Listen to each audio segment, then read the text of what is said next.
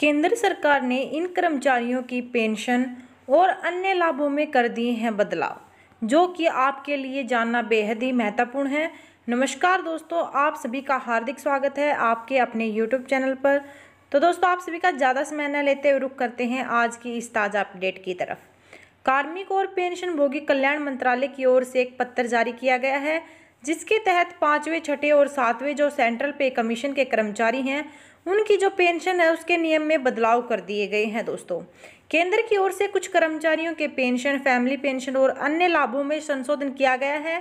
कार्मिक और पेंशनभोगी कल्याण मंत्रालय की ओर से एक पत्र जारी किया गया, जिसमें कहा गया है कि 5वें, 6ठे और 7वें जो सेंट्रल पे कमीशन है यानी कि सीपीसी के कर्मचारियों के पेंशन के नियमों में कुछ बदलाव कर दिए गए हैं।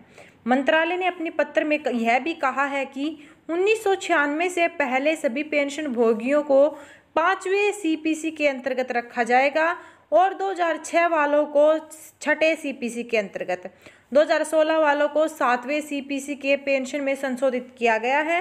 केंद्र द्वारा पेंशन संशोधन के बारे में जानकारी देते हुए कार्यालय ने कहा है कि कुछ पेंशन भोगियों की ओर से दी गई रिप्रेशन और कुछ अदालती फैसलों के आधार पर व्यय विभाग के परामर्श से पेंशन के जो नियम हैं उनमें बदलाव किया गया है। कब से संशोधन होगा लागू, चलिए इसके बारे में भी डिटेल से जान लेते हैं। इसी तरह ऐसे पेंशन भोगियों या पारिवारिक पेंशन भोगियों की जो पेंशन है वो 1/1/1996 से 1/1/2006 और 1/1/2016 से संशोधित की जाएगी, जो कि 1996 से पहले, 2006 से पहले और 2016 से पहले होंगे। पेंशन भोगी या पारिवारिक पेंशन भोगी की जो पेंशन है उसमें संशोधन के लिए जारी पूर्व के आदेशों के अनुसार, जिसके तहत अनिवार्य सेवानिवृत्ति पेंशन या अनुकंपा भत्ता उस दर पर स्वीकृत किया जाएगा जो कि पूर्ण पेंशन से कम था। क्या क्या बदलाव किए गए हैं नियमों में देख लीजिए। यानी कि अब इस संशोधन के अनुसार इन कर्मचारियों की पेंशन की गणना कम प्रारंभिक पेंशन या कंपनसेट भत्ता, अनिवार्य सेवानिवृत्ति, बर्खास्तगी व निकासन के आधार पर की जाएगी।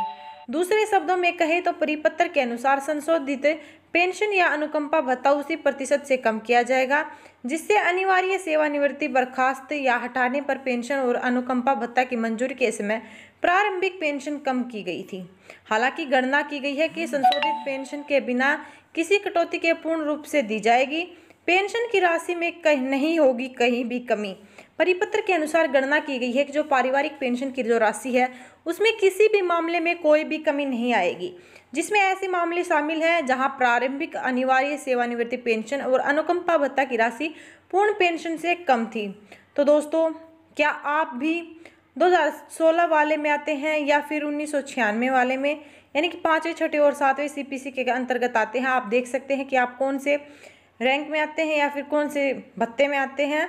तो दोस्तों, आप सभी को हमारी यह न्यूज़ कैसी लगी अपनी राय कमेंट बॉक्स में जरूर दीजिए। और ऐसी ताज़ा खबरों से जुड़े रहने के लिए आपसे रिक्वेस्ट है कि हमारे बेल आइकन को दबा दीजिए ताकि आप सही समय पर सही खबर से अपडेट रह सके। धन्यवाद। जय हिंद, जय भारत।